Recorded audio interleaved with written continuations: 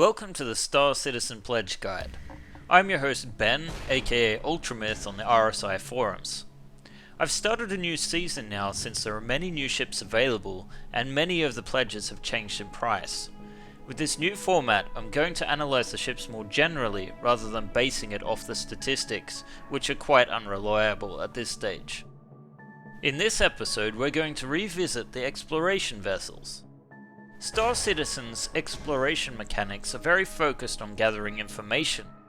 You make a profit by surveying unknown space and selling the information that you find to the authorities or to other players. For example, you locate a derelict wreck that could be salvaged, or generous resources in an asteroid belt that could be mined, or perhaps even a new jump point. It will eventually be possible to discover entirely new systems and planets, land on them and explore them, the first people to ever step foot there. Whilst just about any ship in the Star Citizen universe could be modified and adapted to fill an exploration role, we're going to look at the ships that are already suited to it straight off the showroom floor.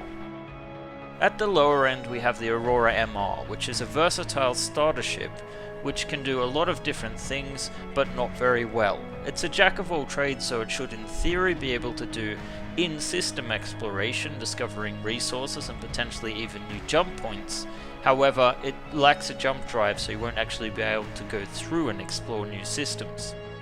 The advantage with the Aurora is that it's meant to be quite modular, so you could upgrade it to have better sensors and a jump drive, and then you'd have a much better, more robust little exploration ship. Next we have the Origin 315P, which is a dedicated explorer. With a dedicated scanning array, this model is particularly well suited to in-system exploration. It also has a bed, so you get the durability, and with a few small upgrades just like the Aurora, you could easily have a jump drive and the ability to explore new systems. It is, however, a little bit more expensive, and to be perfectly honest, of the smaller ships, I think there's a better model than this suited for deep space exploration. I'm talking about the Consolidated Outland Mustang Beta.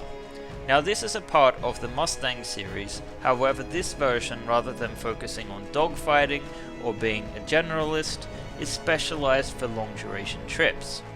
Now this has a jump drive already, and it also has all of the amenities you would need to spend a long duration of time in space. It not only has a bed but also a toilet.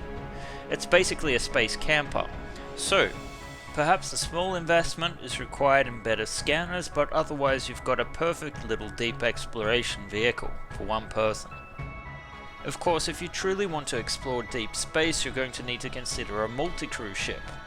So let's start with the Freelancer DUR. Now this is an excellent starting multi-crew ship.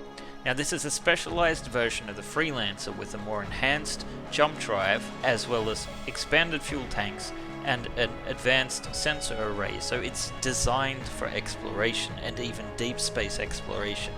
This is what you would take out to discover new jump points, travel through them and see what's beyond. It can't fit any vehicles, but you still have enough cargo room that you could theoretically take more salvage or samples of what you find in the new system.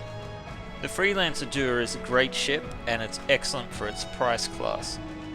However, you will find the most dedicated exploration ship commonly available is the Constellation Aquila. The Aquila is designed from the ground up as a Constellation variant designed specifically for exploration in deep space. Not only does it have all of the equipment that you would need to scan for jump points and resources and derelicts or whatever else you might be able to find, it also has the ability to land on planets, which the Freelancer has as well. However, the Constellation Aquila also has a rover, the Ursa rover, so you can take out this vehicle and explore planets. It also has a P-52 Merlin, so you have a snub fighter on top of that, and it's an all-round excellent multi-crew ship. Finally, I'm going to talk about two ships that are not commonly available, both of them from Anvil Aerospace. We have the Terrapin, which is a very specialized ship, tough as nails. It's kind of like a space tortoise. It can take a lot of punishment, including existing in high radiation zones where other ships couldn't actually go. So this is going to be a very specialized exploration vehicle, which is good for gathering data in places that are very hostile, including in enemy territory. On the other hand, you have the Anvil Carrack, which is an ex-military exploration ship. It is huge. It's over 120 meters in length. It also has a rover. It has masses of cargo space, modules that you can swap out to make it more specialized for a specific exploration role, and it has its own snub fighter as well, although we do not at this time know very much about it. It also has a complement of drones which we can only assume are to aid in exploration. So at the moment the problem with these two ships is that they're not currently available. You would have to wait until there's a sale when they become available again, most likely in November when there's usually an anniversary sale, or eventually when the ships are released. It has recently been stated that the next large ship they're going to work on is the Carrack, so it may come into the persistent universe next after the Caterpillar. However, it's still going to be a good 3 to 6 months down the line.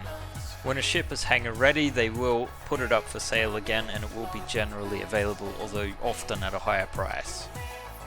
So you will have noticed that the format is a lot quicker than it used to be. The videos were taking way too much time to make, so I've tried this new condensed version.